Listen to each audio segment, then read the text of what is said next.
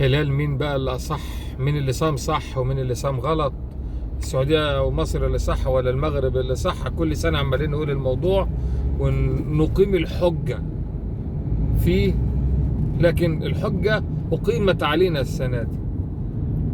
لا صيام السعودية ولا مصر ولا المغرب ولا الأردن. أنا خايف والله إن ما يكونش في حد فينا كلنا صيامه صح. صيامي اللي صح والوضع في غزة ده شغال بالشكل ده.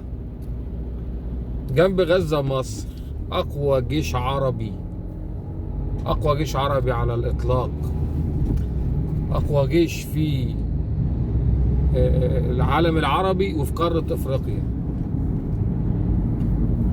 وبنرمي على الناس في غزة بالطيارات أكل. طيارة مش قادرة تشيل أصلا أطنان المساعدة. كان يوميا بيدخل 500 شاحنة لغزة وبيعانوا من أول الأحداث زي ما حصلت، ومات 30,000 وأكتر، و80% من سكان غزة اتشردوا. شمال قطاع غزة بيعاني من مجاعة حقيقية. الناس بتاكل، ركز، العشب اللي طالع في الأرض والعلف بتاع البهائم أعزكم الله. وإحنا بنصور مواد الطعام وحياتنا عادي. السعودية بتكون عندها مهرجانات الرياض، ما هو مش مهرجان رياض واحد، مهرجانات، لأن السعودية يوميا بتلاقي عندهم حاجة خاصة بالسعادة والفرح والبهجة والسرور. مصر ملاصقة للقطاع، وسبحان الله العين بصيرة واليد قصيرة ازاي، رغم من أقوى جيوش المنطقة. يعني في ما تعديش الناس، ما تسمحش بان القضية تفرغ من محتواها، لكن مد يد المساعدة بقوة، ومحدش يقدر يغلطك، ومحدش يقدر يقول لك تلت التلاتة كام. ده احنا مصر يعني.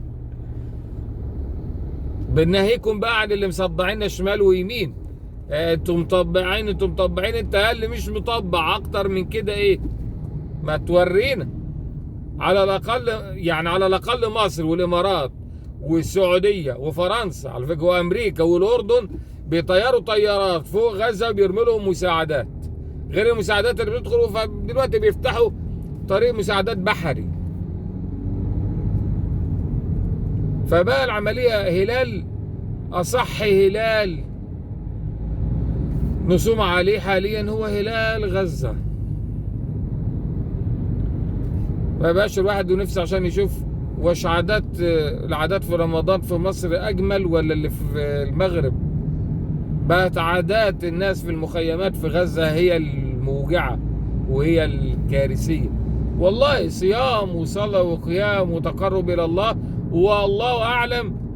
بقى عندي يقين إنه بالمنطق كيفش ربنا هيقبل مننا هذه الأعمال، واهالينا في غزة بيحصل فيهم اللي بيحصل. يا راجل ده احنا مساعدات مش عارفين نبعت. يا نهار اسود، مساعدات بس مساعدات مش عارفين.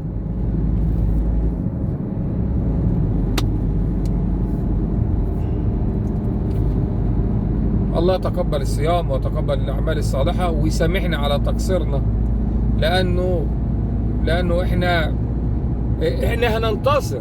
يعني احنا هننتصر بكل الاحوال، ده وعد ربنا.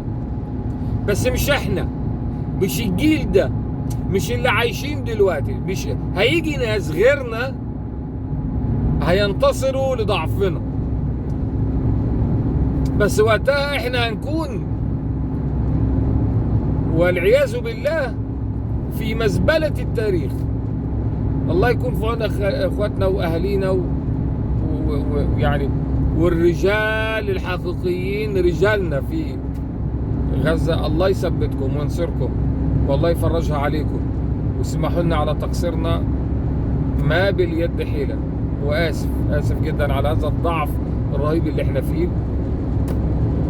أصح الأهلة هلالكم، وصح الصيام صيامكم إن شاء الله. ربنا يتقبلكم كاملين ويحشركم كلكم في الجنة مع النبي عليه الصلاة والسلام. وبس نرجو فقط حاجة واحدة، سامحونا، سامحونا واعذرونا والله.